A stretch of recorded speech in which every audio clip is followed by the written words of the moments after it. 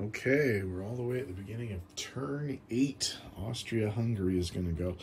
I must admit, over the last couple of rounds, I kept thinking that turn 8 was the last turn. I was in sort of BBR mode, but it's actually turn 10 is when the game ends. So it's not looking great for the Central Powers right now. Let's have a quick look at the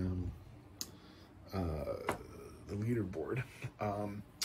They are actually still winning technically, but they're in trouble on a number of fronts. So the current score is 7 points for the Allies, 8 points for the Central Powers.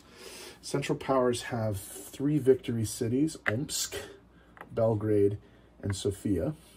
They also have 3 minor cities, Baku, Bucharest, and Cairo for that point.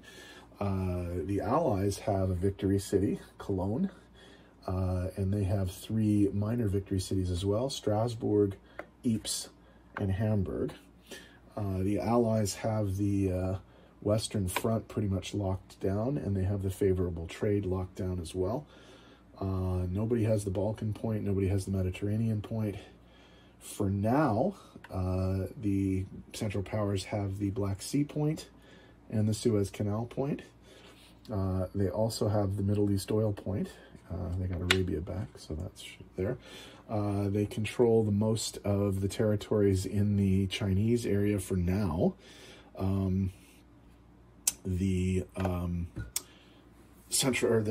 Allies just got the Pacific point. I had forgotten about Trinidad, but we got that last one in there. The Axis. The Axis, not in this game. The Allies also have the Empire point right now because the British and the French incomes total like 86 IPCs right now. So they're just at that one. And then the Allies, of course, also have the Africa point, which is virtually impossible for the Central Powers to get. So as of right now, the score is 8 points for the Central Powers, 7 points for the Allies. So what are the Austro-Hungarians going to do this turn? Well, they have 40 IPCs to spend. They're going to buy a cruiser and a submarine. They're going to buy 7 infantry and an artillery. Here are their moves up in the part of the board that involves them. So let's have a look here. Okay, so they're going to send 2 infantry and an artillery into Dalmatia, just to support that. That's not an attack, obviously. They are going to support the Tyrol attack with an infantry and an artillery from Austria. They are going to move 3 infantry from Austria into Galicia. They're going to shuffle some stuff around here on the Russian front. In Western Ukraine, they're going to, in Eastern Ukraine, they're going to send 1 of their artillery into the contested territory of Western Ukraine. They're also going to send an infantry from Galicia into Western Ukraine. The Eastern Ukraine battle still will happen. And then they're going to send a tank and an artillery into Poland to see if they can't finish off that Polish force there. Okay, so let's see if we can put the... I think that will fit in frame, won't it? Okay, I think it will. I don't know how well we can see that, though. There's no real better way to place it. Well, you know what, actually, maybe if I put it here. Let's see if I can do that. It should fit there, actually. Yeah, it's not a great view. I'll leave it up here just for the hell of it. Okay, so let's do these going from right to left. So we'll start with the Western Ukraine, or the Eastern Ukraine battle. So there's an infantry and an artillery there. I'll try and roll them up there. And we got the hit, so we took the territory. Let's see if the Russians defend. They don't. So this guy's dead. Okay. In Western Ukraine, we have 3 infantry paired with 3 artillery. We need 3 hits. So if we roll average here, the battle's over. And we didn't. We've only got 2 hits. So there is still a Russian infantry going to be there. Of course, he hits with all 3, so we're going to lose 2 infantry and an artillery. And I'll just do that, I guess. 2 infantry and an artillery, and he loses 2 artillery. So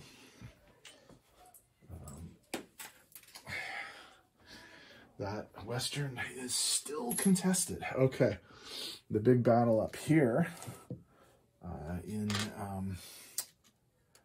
Poland, we have air superiority. So there are 4 artillery at 4. There's 1 infantry and 2 tanks at 3. And there is, of course, a fighter as well. So here we go. We got 3 hits there, which is not going to be enough to clear the territory. That's not a hit. I turned that over when I was grabbing the dice. So 3 hits. Russians are firing back with 5 infantry and an artillery, and 2 of these hits are going to be ignored because of the tanks. So 3, 2 of them are ignored, so they only lose 1. So we're going to lose 3 of these guys, and we're going to have to lose, let's lose a tank there. Actually, no, let's lose an artillery there. Yeah, okay. Hold on. Just toss a chip under here for the tank. Okay. All right, last battle is in Tyrol, which I think is still on camera. It's over here. Let's just get these dice out of the way. And we have 2 infantry and an artillery. We just need 1 hit. And we caught it with the unpaired infantry, and the Italians shoot back and miss. So there's a break for the Austro-Hungarians. Okay. So in terms of stuff being placed, we'll put our navy here.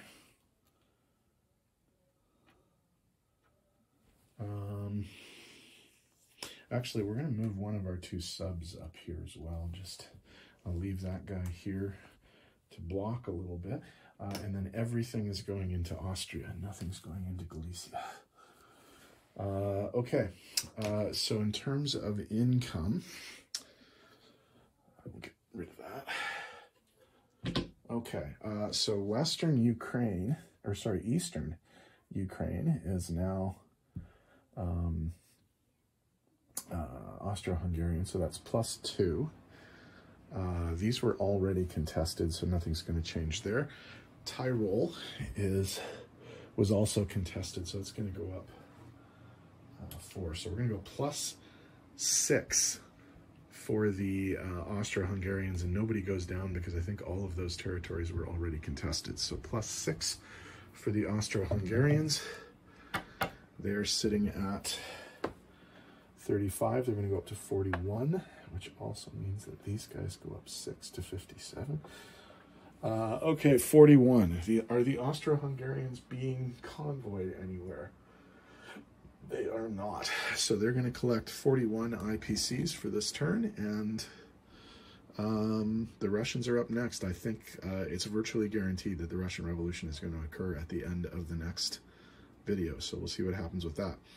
All right, welcome to turn 8, and we'll see you in the Russian video.